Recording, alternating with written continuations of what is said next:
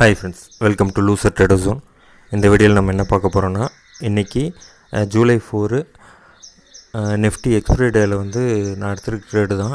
இன்றைக்கி வந்து ஆல்ரெடி ஒரு வீடியோ போட்டிருப்பேன் நான். எந்த பக்கமும் ஸ்ட்ராங் இல்லாத மார்க்கெட்டாக தான் இன்றைக்கி இருந்துச்சு.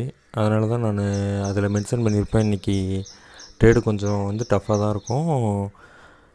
மேலே போனாலும் வந்து நிஃப்டியில் 24,462 வந்து ரிஜெக்ட் ஆகிறதுக்கு நிறைய சான்சஸ் இருக்குன்னுட்டு கரெக்டாக 24,400 வந்து ரிஜெக்ட் ஆச்சு.